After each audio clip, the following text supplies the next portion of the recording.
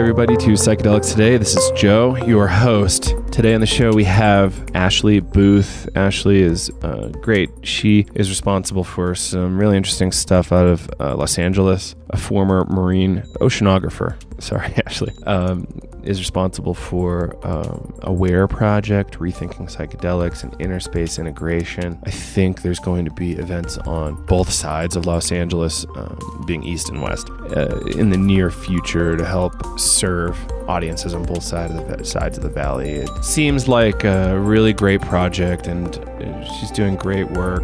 Formerly partnered, doing a lot of work with Cherie Malcolm-Gadassi, former guest on the show. Let me read you the bio here that we have on the blog. Ashley Booth, MS, is a scientist, a philosopher, and psychedelic ambassador. After years of working in environmental science, she has experienced a radical paradigm shift through the use of psychedelics, which ignited a passion for awakening of human consciousness. Ashley uses her scientific background to break through the war on drugs rhetoric and have an intelligent and scientifically based conversation about the safety and use of psychedelic substances. Ashley is the founder of the Aware Project, Rethinking Psychedelics, at awareproject.org, which hosts educational and community building events in Los Angeles and San Diego. She is also a co-founder of Inner Space Integration, InnerSpaceIntegration.com, a psychedelic integration support service and harm reduction organization in Southern California. For a year and a half, she worked as a psychospiritual coach at Crossroads Treatment Center, supporting people through Ibogaine and 5-MeO experiences.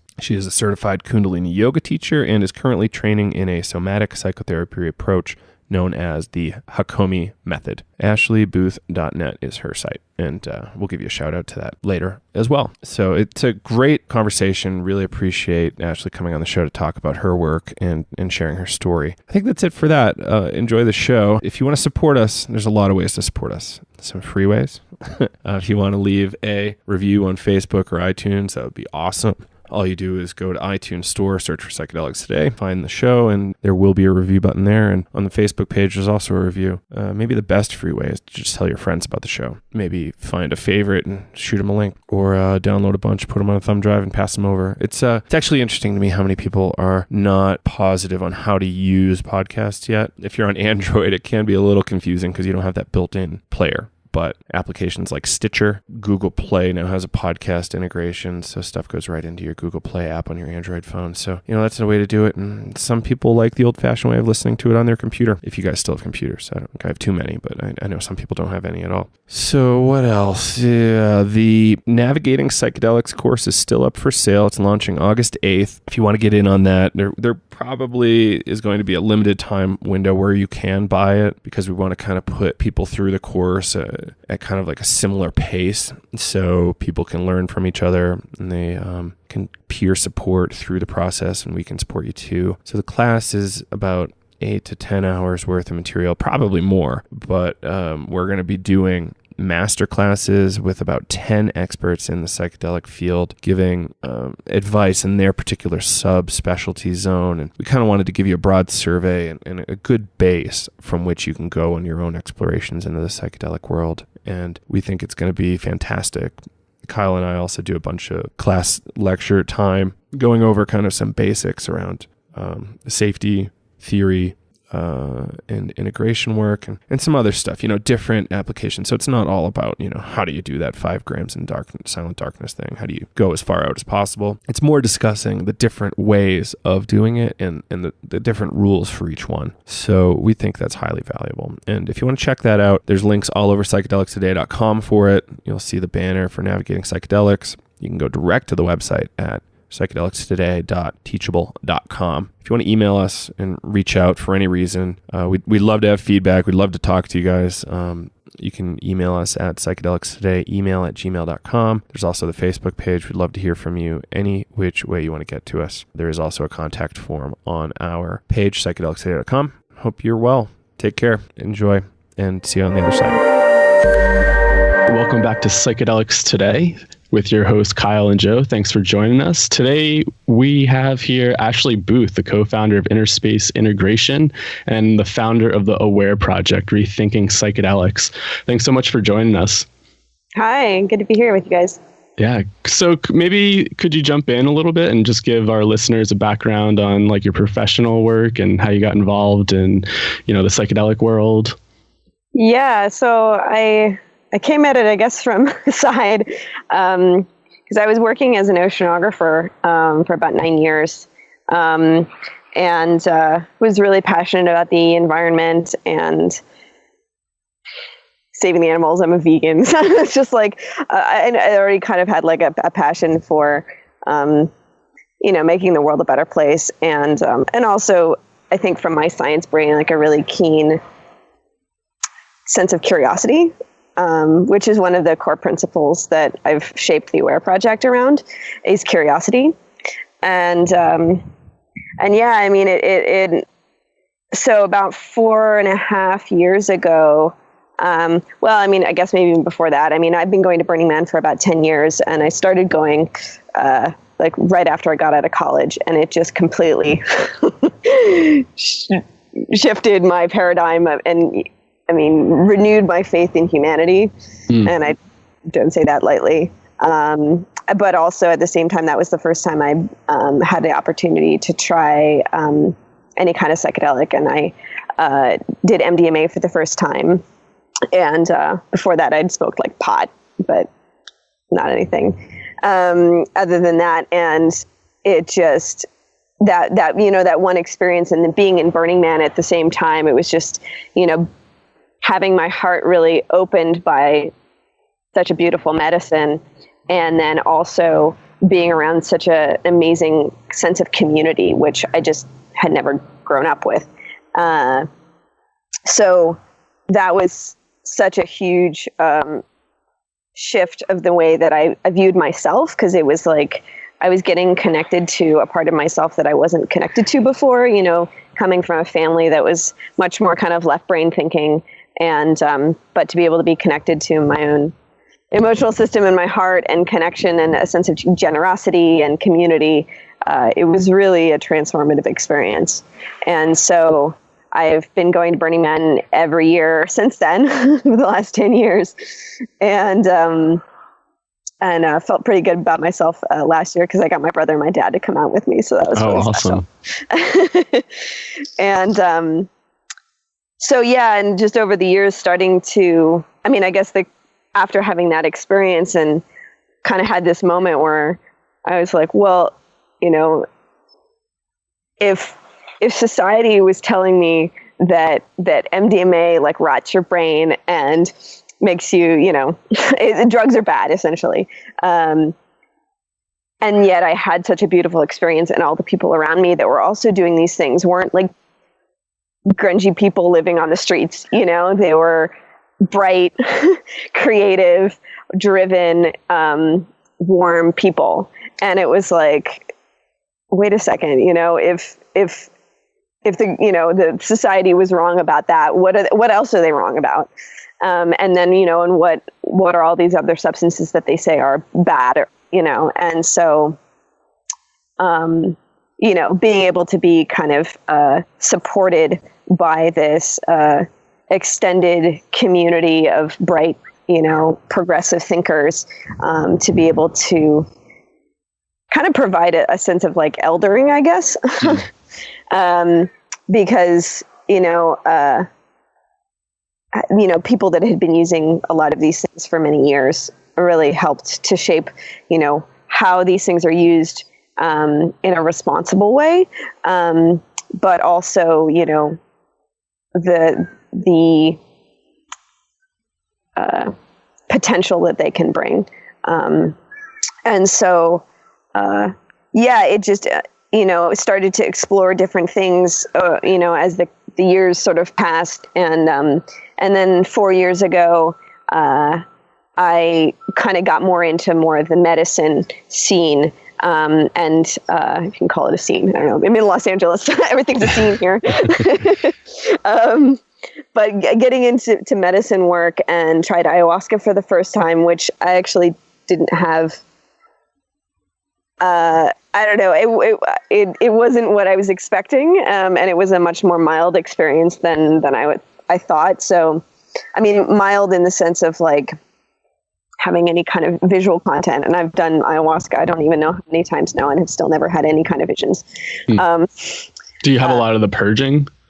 I definitely purge, definitely feel really terrible. But yeah, there's just it's not a visionary space. And what I've, or at least to go on a little tangent there, I mean, I think it seems to be trying to teach me in a more subtle sort of way. Right. I don't know if that's the case for other people. I mean, it just seems to be so different for different people. But it's still a complicated relationship, I think. But one that I see that is still very valuable as a kind of an ongoing relationship. But shortly after that first experience with ayahuasca, I did 5-MeO for the 5-MeO DMT for the first time, and that was the most important experience of my life. Was that really visionary for you? I wouldn't. Well, I mean, I consider there's sort of two visionary things. There's visions that have content, and you're seeing spaces, objects or faces or spirits or whatever. You're seeing something, but it's not content. Maybe it's shapes or just light or colors. So, I mean, as far as the visual content, I mean, for me, it's like going into this white tunnel of iridescent white light. But the visionary aspect of it is not the part that shifted me, but it was just a deep connection to something bigger than myself, that I had never had any relationship with, and just poured love and compassion into me, and just completely broke open my heart and in the most beautiful way possible. And coming out of that experience, I was it broke my heart at the same time to know that 5-MeO is illegal, as well as all these other things are illegal, and that people aren't allowed access to this medicine should they want it, to be able to have an experience like the one that I had. And that made me really sad, but it also activated me. And so I started getting kind of more curious and kind of geeking out on psychedelics, rather than go and experience, experiential, but more for like a historical and, political, scientific, just kind of learning about all the other stuff associated with it, besides the experience itself. And, and I was seeing a lot of groups up in San Francisco, have bicycle day events and psychedelic society meetings and integration stuff. And then I was looking down here in Los Angeles, and I was like, oh, great, maybe there's a bicycle day down here. Maybe there's a psychedelic society down here. And there's nothing. Pretty much next to nothing. And so my ex-boyfriend was an event producer. So I was like, well, I could start my own meetings. And so, the first idea was to have a bicycle day. And then that kind of morphed into this psychedelic salon series that we've been doing now for 2.5 years, with monthly salon events, bringing in speakers to talk about various aspects of psychedelia, really predominantly trying to highlight people that are local. Los Angeles is hotbed of all sorts of different things. And so being able to show all sorts of different kinds of perspectives, from science to creativity to, art performances to medicine work to, all sorts of things. So we've been doing that, now for 2.5 years, and all the content's all on YouTube now. We're hoping to get it all out onto a podcast at some point, but awesome. That's kind of a project that everything's a project. So Yeah. So that's been, I mean, at least that's kind of how the Aware Project started. And, now I'm working on handing off more of the roles of the Aware Project onto a team and into the community so that I can start to work on other things. Cause, I mean, it's been my blood, sweat, and tears for the last 2.5 years, and it's time to start to transition. So, it's been really an amazing journey, and to be able to, and my ex used to say, who did the events, he would say, like, the person that gets the most out of producing an event is the person that's producing it. It's not the attendees necessarily. And I mean, being able to meet so many amazing people and be part of, an active participant in this psychedelic community has been such a gift, and just excited to see what unfolds next. So that was kind of a long answer, but yeah. Yeah, cool. How did you make that transition of being an oceanographer to, say, doing this event? Because I'm sure people get like these insights where they want to make career shifts after doing a psychedelic or going to Burning Man, and then not knowing how to go about doing so, or might be afraid to, or just they don't even know what that looks like. Yeah, I mean, as far as if I put my integration hat on, like waiting at least a couple of months before making big life changes is always a good idea. Mm-hmm. Because if it's true right now, it will be true in several months. So you don't need to necessarily act on it. But yeah, so I mean, it was a process.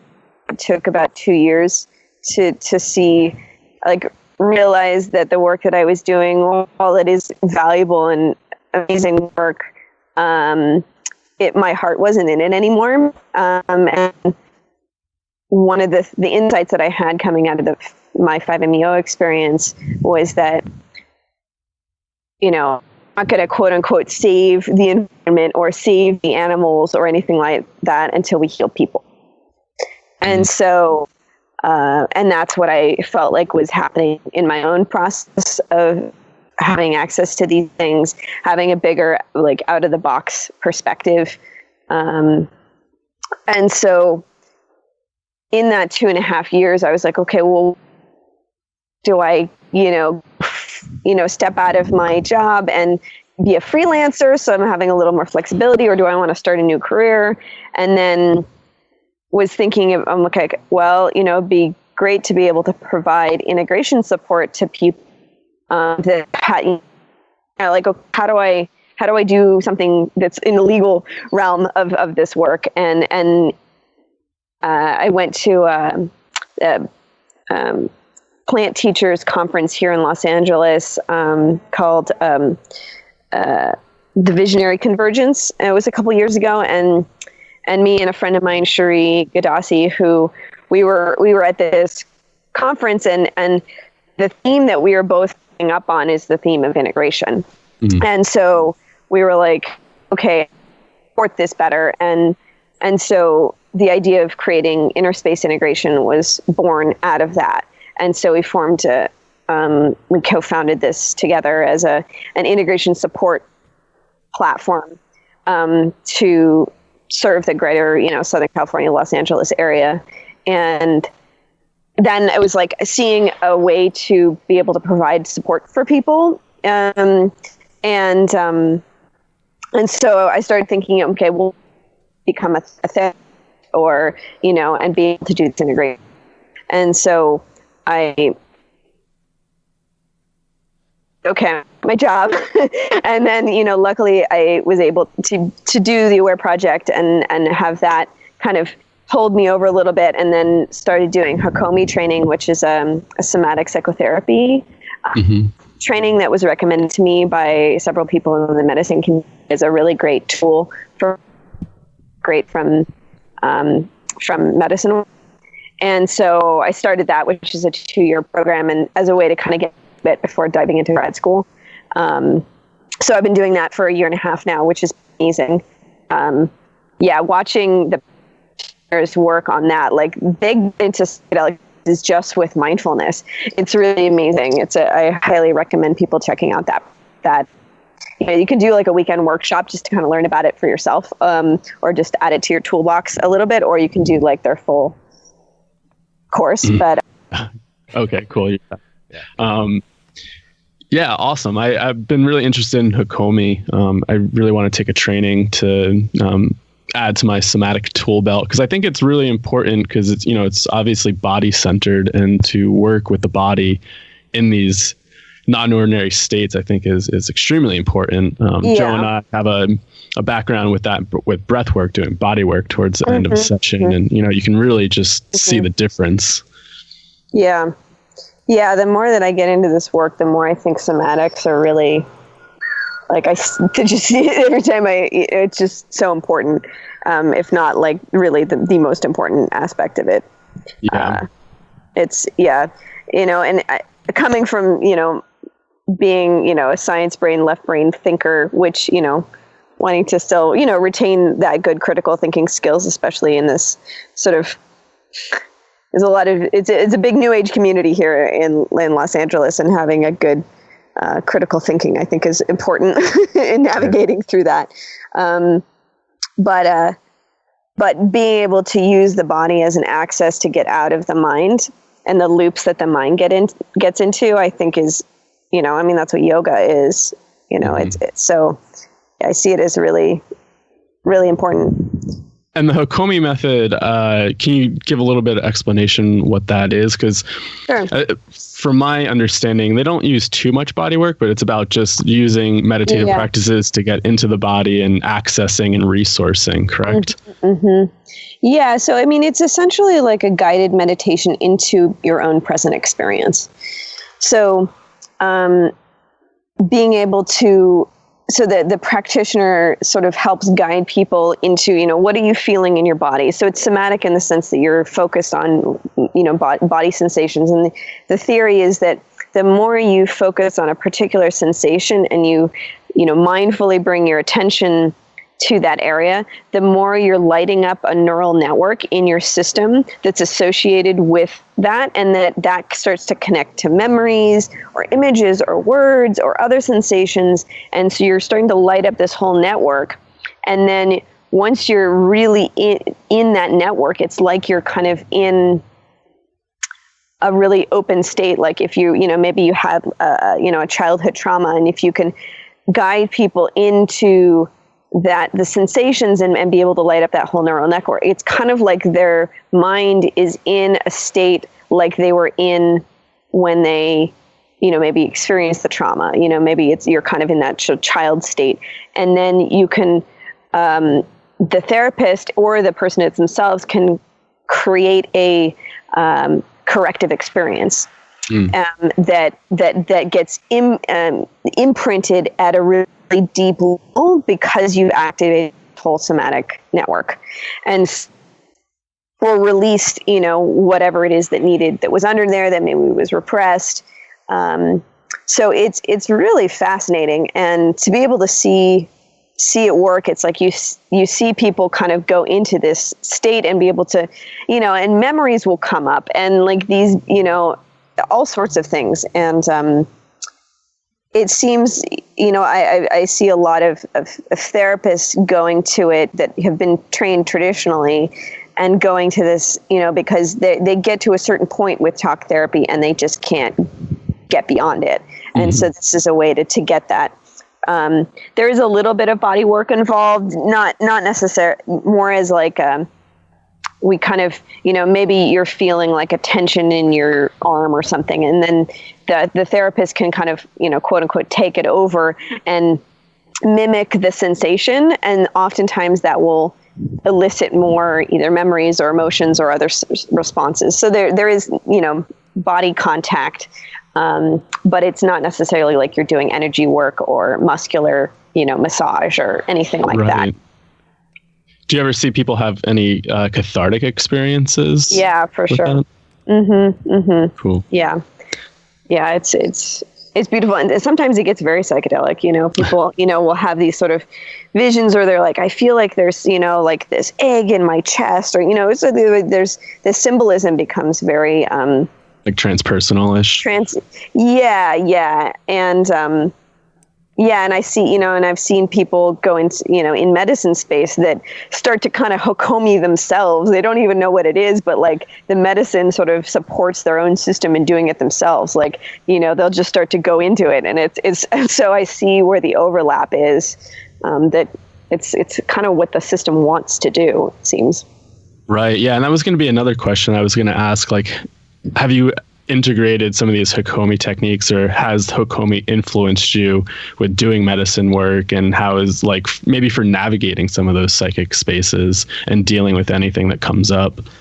Yeah, I mean, as far as, I guess it's sort of my own personal work.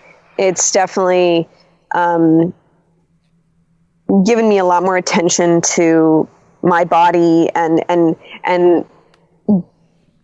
kind of keeping my mind out of it a little bit more. Right.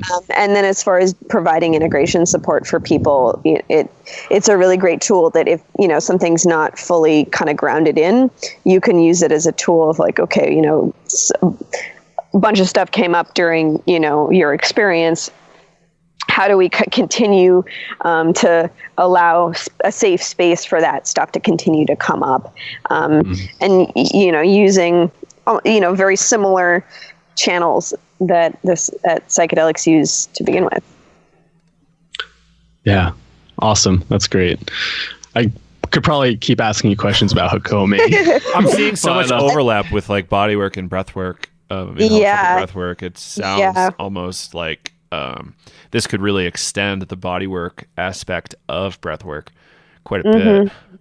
So I think I'm sold. Thanks for this. Yeah, it's cool. And the other practice, maybe you can ask someone else if someone else has done this, but somatic experience is another, I think, related practice. It's called SE. I don't know how similar or different it is from Hakomi, but I think they're pretty similar. So if you can't find Hakomi near you, we might try somatic experiencing, see if a workshop's nearby. Yeah, I forget. So Ron Kurtz is Hakomi, and then is it Pat Ogden or Stephen Levine, I believe does?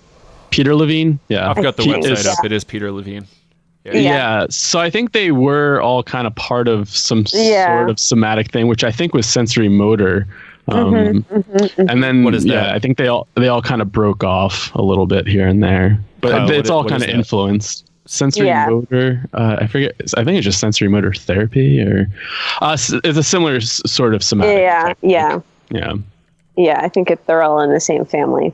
Yeah, but, exactly. But yeah, there's a lot of people in. There's a lot of overlap between the Hakomi and the medicine community. Yeah. Oh, fascinating. I'm very happy cool. I learned all this right now. Oh, good. Cool. So where do we want to go to next? Yeah, I guess I can talk a little bit more about what we're doing with inner space integration. So Cherie and I started Inner Space about over a year ago together, and just started doing integration circles here in Los Angeles. And she's since decided to break off and start her own independent practice. But Inner Space is still kind of more of a communal thing. And so we've built out this whole network of integration support providers and just launched it last month. So we're really excited about it. And try to get people with a lot of different backgrounds, from therapists to acupuncturists to energy workers to, life coaches, all sorts of different backgrounds. And so, and we started providing more integration circles in LA, and one of our providers is looking to start some things in San Diego. So really wanting to, help the community get access to this, these spaces to be able to share stories and meet each other. And it's cool. And and the people in our network also provide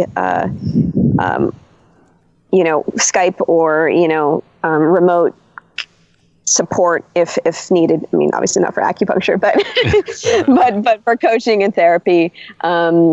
If people don't live in the Los Angeles area, they can check out the people on our network page and see if they, see if anyone resonates with them and get some remote support if they don't live in Southern California. So, yeah, so that's kind of taking on a life of its own now.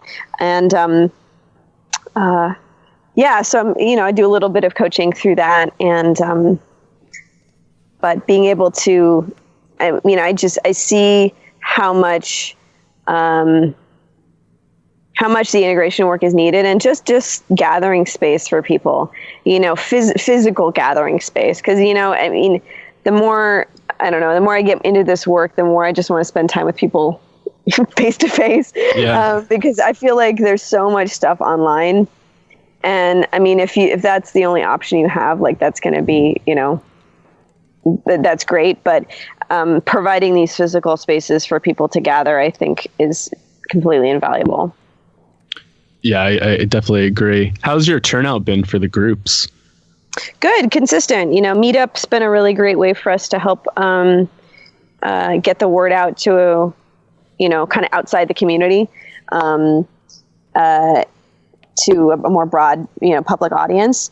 And but yeah, it's been consistent, and and then providing now starting one on the other side of town now. I think we'll be able to provide support for more people. But trying to get the word out. Because, when I started first doing psychedelics, I guess the integration and all this other stuff wasn't as big back then, but at the same time, it wasn't even like part of the conversation, either integration work or even like, drug checking, that wasn't even part of the repertoire, at least where I was in.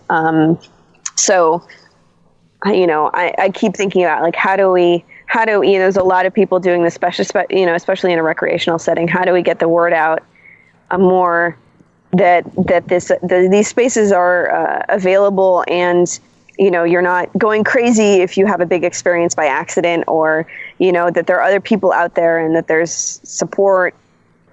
And, so I'm continually, collaborating with different groups like the Drug Policy Alliance and Dance Safe and the Zendo Project to be able to, get the word out on what we're doing and what they're doing, so that there's a lot more cross-pollination happening. Yeah, which I think is definitely needed. Because it is like a topic that is growing, and people are aware of it, but maybe they don't know what it is or actually what it means. And I've definitely had conversations recently, since we've been focusing a lot on integration and the course, and having conversations where people are like, well, there's really not much to do with it. So yeah, it seems like difficult to actually get the word out there and really talk about what it is and why it's needed, right, and why it's important. Yeah. Or even just, being able that if you want to use psychedelics for transformation specifically, that there's so much you can get out of it when you start to apply all of these other techniques, and to be able to have a community of people around you that have like, oh, well, I've used these techniques, and I've used this, or like, oh, this really helped me, and then you're really allowing yourself to catapult forward in the amount of benefit and healing that's possible.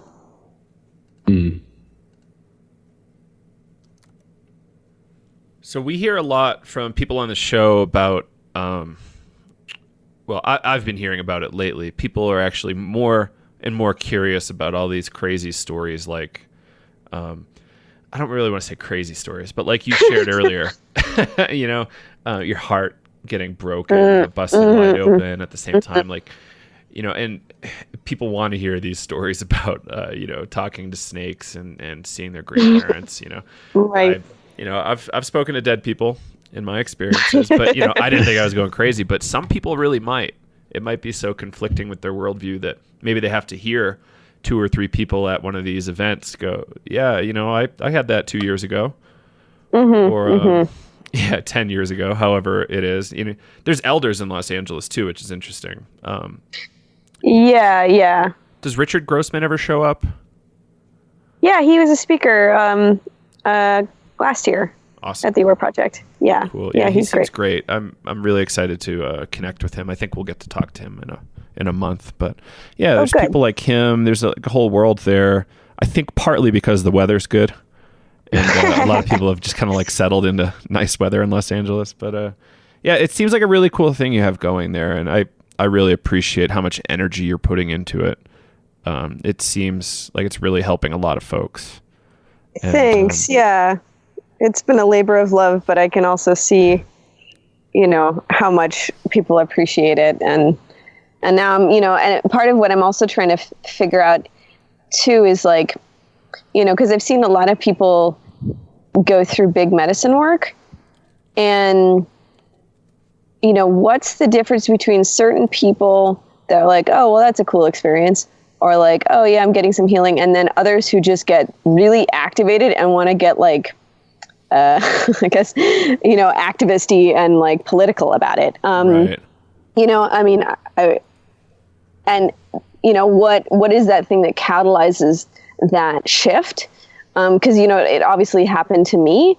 But I wonder, you know, what is it that, you know, how do other people make that shift too? And, you know, maybe it's not necessarily getting activated to, you know, get it more into psychedelics, but maybe it's activated to get more involved in whatever it is that you're passionate about, and really dive in fearless, you know, courageously. And, you know, because I'm part of, you know, this process of shifting the Aware Project over to a larger team taking it over, is like, how do we empower new leaders?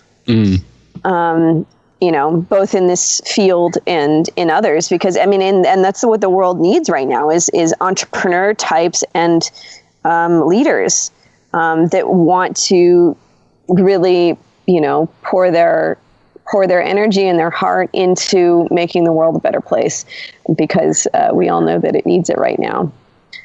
So I don't know, it's just something that I've been thinking a lot about recently. And being in Los Angeles, I mean, it's a really interesting, because it's a city where people come because they're inspired to do something. And so it makes for a really optimistic ethos. So I don't know, this is most of my philosophical musings, but it's just something I've been thinking about recently. And I don't know, I mean, I'm curious, you know, what made that shift for you guys too?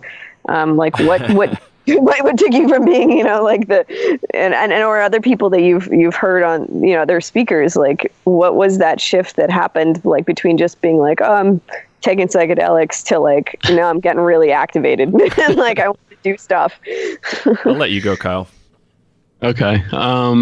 For me, I don't know. I guess I've always been into it. You know, almost dying at 16, having a near-death experience, and then having such a shift in my consciousness at a young age, and seeing the world so differently than everybody else around me. It was so traumatic and difficult, and I had nothing else to do but seek out like elders, I guess, or teaching. So I dove into books. But I mean, what really shifted my mindset was taking a psychedelic and just having this experience of dying and realizing that it was so like the psychedelic experience is so similar to dying. And I was like, oh my God, like this is the most interesting thing ever. Like, I don't know how anybody would not be interested in this. But it also helped me like relive a lot of the trauma. Like I was in a really bad place psychologically because of having this near-death experience, not having a community to hold me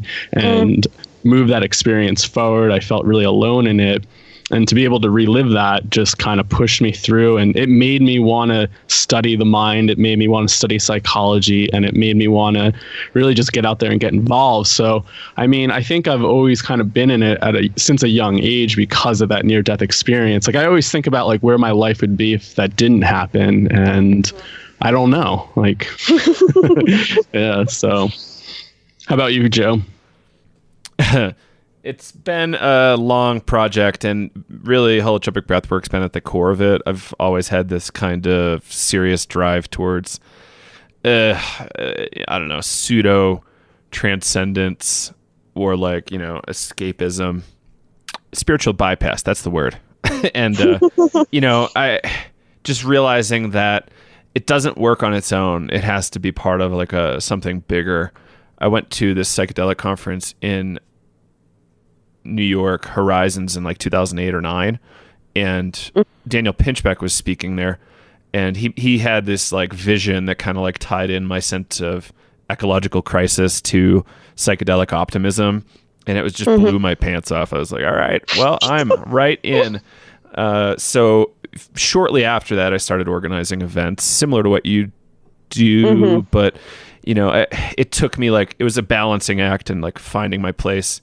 I was putting on themed events that they wanted me to put on, but also, breaking off and doing my own things, just like psychedelic salons where you get together and just kind of share stories. No other real thing other than sharing stories, which to me, coming out of holotropic breathwork, is just core to the healing process. Yeah, so it was kind of all that. And, I just found that podcasting allowed me to be able to talk to really great folks. So I kind of just stuck with that for a very long time. I think that was 2006 I started podcasting. So, it's been core to it. So it's breathwork, podcasting, Daniel Pinchbeck. Yeah, I wonder if it's the, when people find a sense of healing is the thing that really like lights the fire of that passion, because you can go and have like a trippy experience on whatever, but I think it's when you actually feel like something that like clicks or heals that really makes you like maybe a little humbled or in awe that shifts, to be like, wait a second. Yeah. And I think, and then, making sure that, I think that's where the integration support can be really important, because you're helping people contextualize what maybe they might have written off as a trippy experience. But then, if you help kind of ground them into it a little bit, you can help them see that it's actually been really important and for whatever reason. And that they can take something away from that and actually shift their life in a more positive way. And, a lot of times people feel that next step beyond the healing of the self is the healing of, greater humanity in the world. Maybe that's where the connection is made. Right. Yeah, there's something there, and it's something about building layers of human connection too, and decreasing alienation, all that kind of fun stuff. Yeah. Have you personally had the chance to try holotropic breathwork? Yeah, I've done it a couple of times. Cool. Yeah. It's not 5-MeO DMT, but it's no. It's something. Could you share a little bit about your perspective of that? Yeah, I think it's something that's a really great like tool. Like all these things, I think they're all tools in the toolbox. I think it's the same sort of tool set, just in terms of, like not having expectations about an experience. Because, like the times that I've done it, people have had such a varied experience, including, where, I tend to just get the tetany and fall asleep. and then I'm like, oh, I missed the rest of the whole thing. Right. As I slept.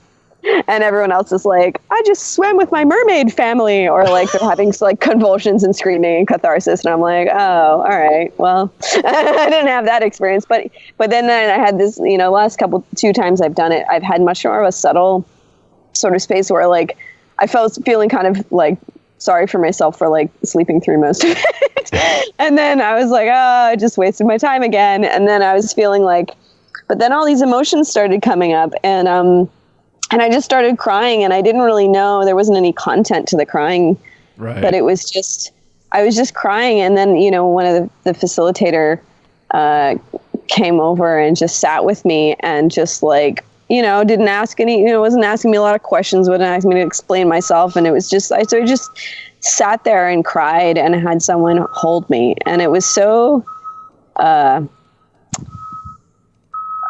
nurturing and corrective and just so healing to just have my emotions be held. And, not that I had to like put them into words or explain them, but just to have someone be there and witness it and create a loving space. It was just really healing. So, I see the breath work as just, it's a catalyst and it comes out in all sorts of different ways, and learning that healing can look a lot of different ways, and that, having emotions that don't have any content with them was definitely a revelation for me, and very confusing at first, but it's really served me a lot in the other medicine work that I've done and in the integration support that I provided for people. That, maybe you don't have to necessarily remember or understand all of the things that are coming up, but if you can just allow yourself to feel, be in your body and let your body release whatever it needs to release, not getting wrapped up in the story, I think has been a really huge lesson. That's a really great point. I remember my first acupuncture session. Mm-hmm. They were doing an initial consultation and they're like, oh, like your lungs are flaring up, like that, they prick you and then that spot on your body just reddens, and that correlates to where that energy is stuck in your body. Mm-hmm. And they're like, well, the lungs relate to grieving. They're like, what are you grieving about? I was like, I don't know, nothing, I don't think, Mm-hmm. And as soon as she pulled that needle out, I just started bawling and just shaking and convulsing. She's like, what are you crying about? And I could not find the words. I had no idea why I was crying, but it felt awesome. And it just felt so nice to cry and then have somebody sit there and hold that space for me. So I think that's a really great lesson, to just be with whatever is there and not to get caught up on the story all the time. Yeah. And that's kind of what Hakomi is about too. Like the basic thing that we first learn is like, how do you create this like therapeutic bubble, and this safe space holding, that, it's useful for all sorts of things. Yeah. Sweet. Well, I'm kind of curious to know what are your visions for the Aware Project and Inner Space? Like, where do you think you're taking it? You're talking about bringing on new leaders and kind of embodying them with this entrepreneurship. And so, what are you thinking about doing with it, if you can talk about it? Yeah. I'm seeing the Aware Project as being an umbrella that other types of awareness, psychedelic awareness building activities that we can do, and in supporting new leaders to come in and like, oh, you've got an idea about something, great. Like, we have this whole community of people with all sorts of different skill sets to be able to support you with that idea, and encouraging people to run with it.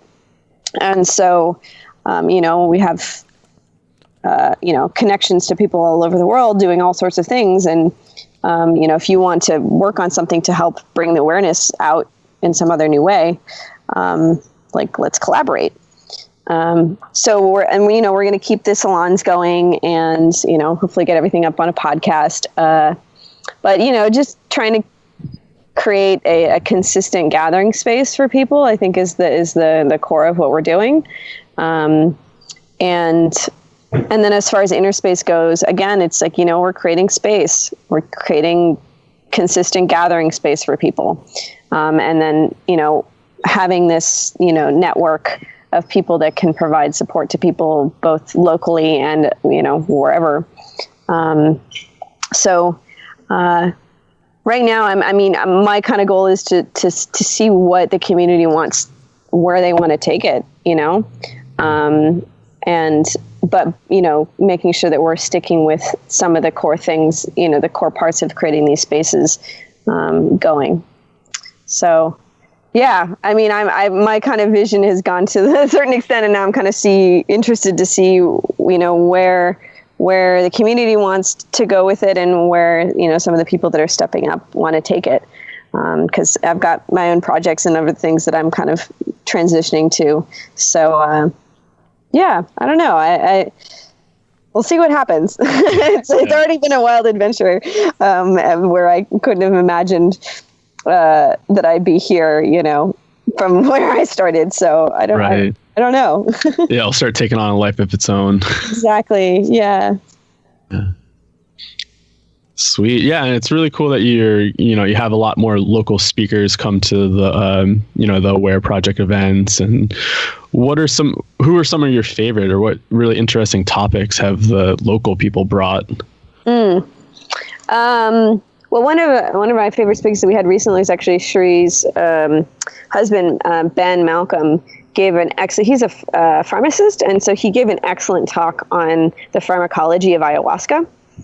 And he's such a great speaker too, because he's a teacher, and so he just gave a really great talk. So I highly recommend people check that out, because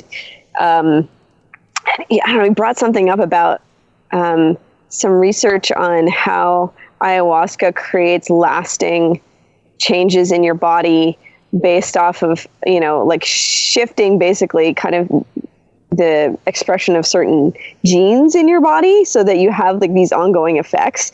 And they've started to, the research is starting to come out about some of this stuff.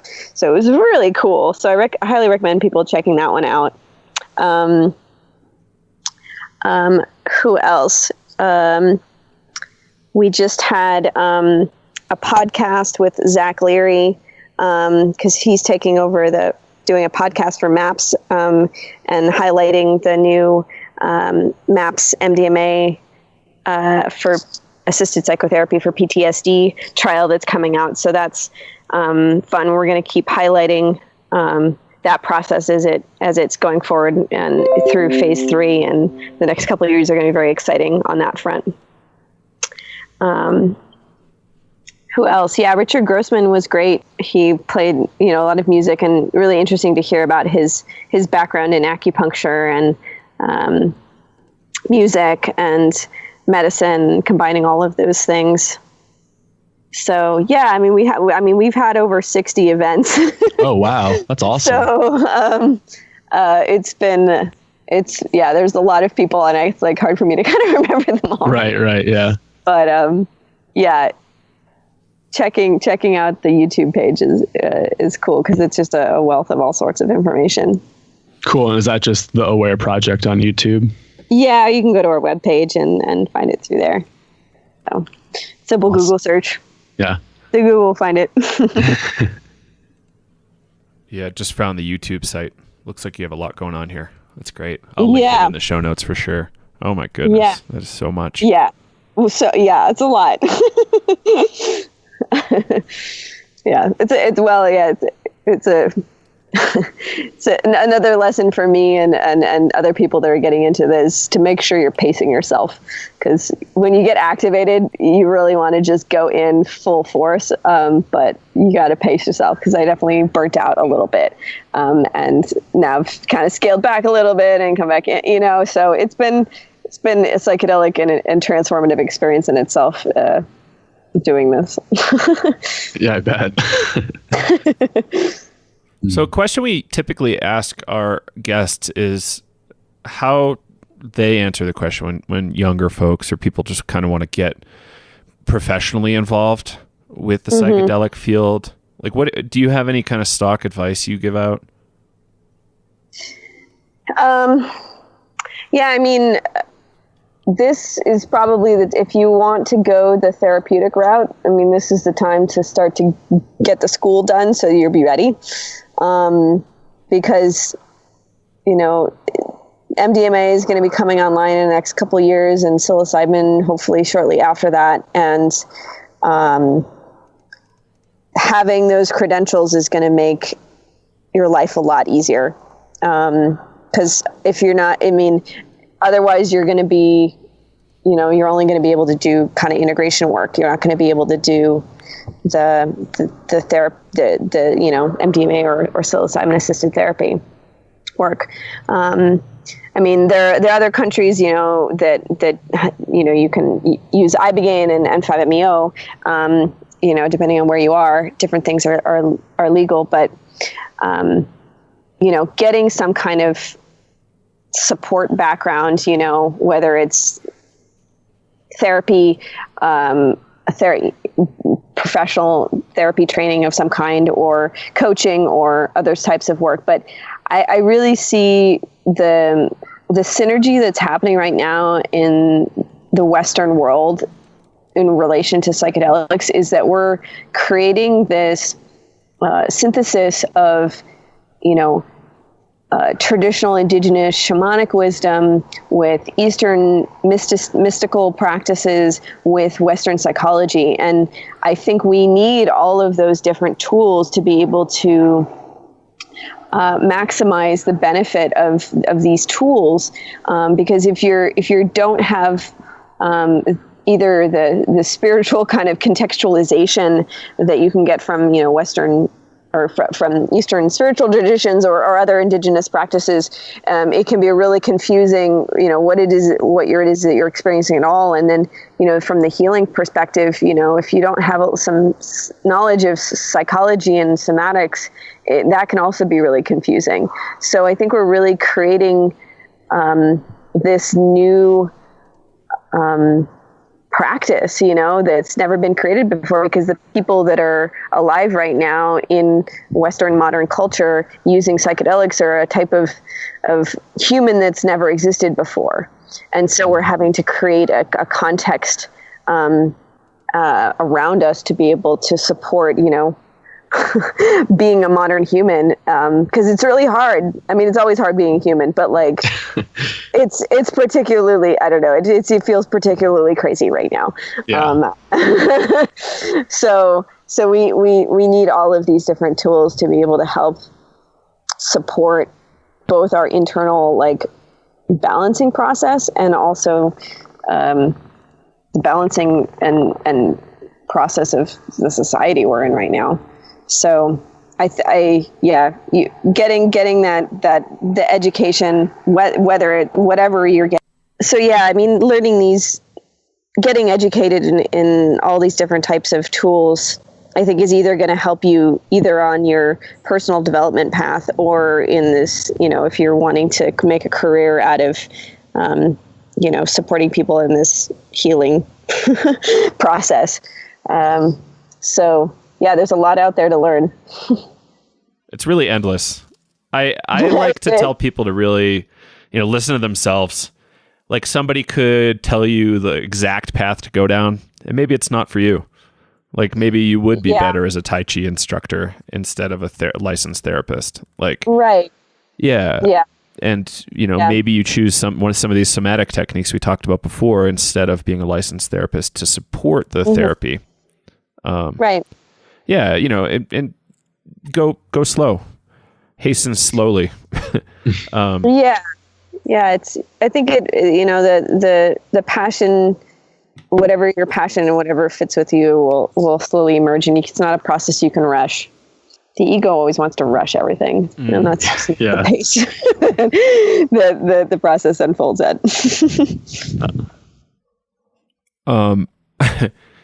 Yeah. So, we've been recording for 40 minutes now? I think it's a bit longer. Okay. I need to get off soonish. All right, cool. We can actually wrap this if you'd like, unless there's anything you want to throw out. No, I think I'm good. Cool. And where can people find you again? Yeah, so people can find us at awareproject.org or innerspaceintegration.com, and we're also on Facebook and Meetup and YouTube. So come check it out, and Instagram. Sweet. Can't forget that. I know, yeah. Thanks. Awesome. Well, thanks so much, Ashley. It's been great talking to you, and love all your insights and wisdom and what you're doing for the psychedelic community. Thank you. Yeah, it's been a really great talking with you guys. Glad to spread the word. There you have it, ladies and gentlemen. Ashley Booth of the Aware Project and Inner Space Integration. Really cool stuff coming down the pipeline from her, too, that you'll hear about on the show in the future, I hope. There's going to be a lot of involvement, I think, with some of the research in the near future, but we'll see how that plays out, and really excited to hear about it. And it's also really interesting to see that the Los Angeles community is getting more involved and more stuff's happening there, which is nice. This is kind of maybe risky territory to talk about, but I wanted to bring it up and let you all know that there is plenty of kind of backroom talk about the psychedelic world, and people sometimes, this doesn't relate to Ashley at all, but there's people in the psychedelic world that have perhaps spotted pasts or have done something questionable, and maybe they didn't redeem themselves. And it's also interesting, like, how do we relate to that? How do we allow a scientist to keep being a scientist and doing science, even if there's something bad that happened, or be a therapist, even if there's something bad that happened? And also, kind of a side note on that is that there's just a lot of gossip that happens. And how do you know? If someone's telling you the story, how do you actually know that it's a real thing, unless it happened firsthand to this person and you trust this person's story, stuff like that. So really important stuff to pay attention to, especially with psychedelics, because people's perceptions can be very far from what actually happened. And, their feelings could have been hurt far more than makes sense. So that's something very important to keep in mind. Maybe that ayahuasca retreat center isn't really all that bad. That person just got a little inflated or paranoid or something. And as a result, the situation for them personally was not great. So, just something to think about there, food for thought. And it kind of relates to this article. This is speaking for myself, not for Kyle. This article that came out about, I think it was just yesterday. So like July 26, it was circulating on chacurna.net about how psychedelic research needs to be more inclusive. And while I don't disagree, I think we need to be possibly a little more careful on our rhetoric, because it's already questionable that we're having legal status to do this research right now. It's not 100% certain that we're going to be able to keep it.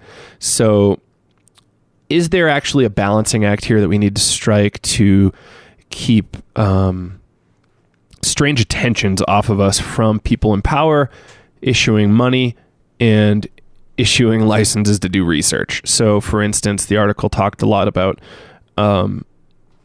somehow including more minorities and people of different genders and gender identities. How do we involve them more? The article was a little rough because it was a little accusatory. I don't really know how to solve that problem, but what I'm really getting at is, can we just get through the science first, the basic science? If people want to get involved, get involved. I don't personally have any involvement with science, so I don't know what it's like to be a transgendered person trying to get research grants or get on the board of a nonprofit. I have no idea what that's like. And I don't know if that's happening, or even minorities. But if you are a minority or transgender, try to get involved. I don't think you're going to see much change from the establishment reaching out to you personally, unless you're a really outstanding person, which hopefully you are.